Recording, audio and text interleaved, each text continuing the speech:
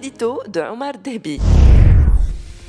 Maintenant que nous avons épuisé toutes les voies médiatiques possibles pour dénoncer l'acte immonde du président de la République tunisienne, que nous avons publié des articles dénonciateurs, que nous avons organisé des plateaux de télévision sur mesure et en programmation extraordinaire, que nous avons exploité jusqu'au dernier nom notre habituelle liste des experts de tous bords qui savent tout et qui parlent de tout, que nous avons ressuscité les histoires et les anecdotes les plus anciennes sur le Maroc et la Tunisie, que nous avons mobilisé tous nos influenceurs attitrés sur les réseaux sociaux. Maintenant que nous avons fait tout cela, et bien plus, nous avons l'obligation de passer à l'étape suivante et nécessaire, nous remettre en cause et chercher la faille. Oui, le président Kais Saïd a commis une grave erreur envers le peuple marocain.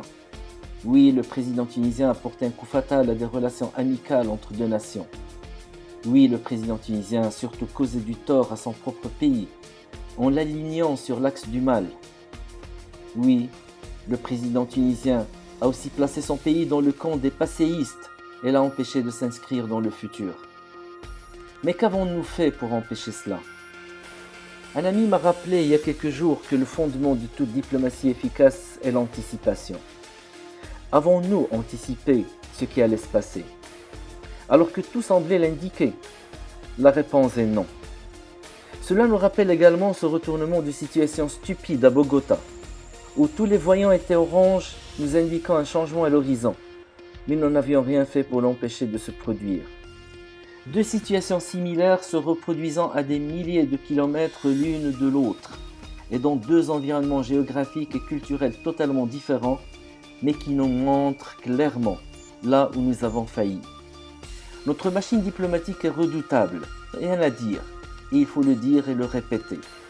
Nous avons un ministre des Affaires étrangères qui a très bien saisi la philosophie diplomatique du souverain et qui a su insuffler une dynamique offensive exceptionnelle pour réaliser les objectifs qui lui sont assignés. Je dirais même qu'il est le premier ministre des Affaires étrangères marocain à ne pas se contenter d'aller du côté du mur et de multiplier les gestes de prudence qui lui permettraient de perdurer.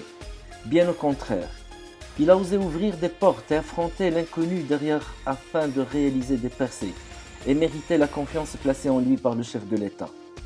Il s'est peut-être trompé parfois, mais il a réalisé des percées importantes sur des territoires sur lesquels nul avant lui n'avait osé s'aventurer.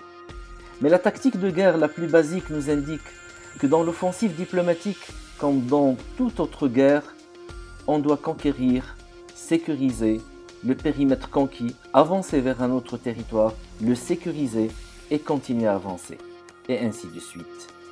Aussi la faille n'est-elle pas dans la phase de la sécurisation des territoires, qu'ils soient acquis ou conquis?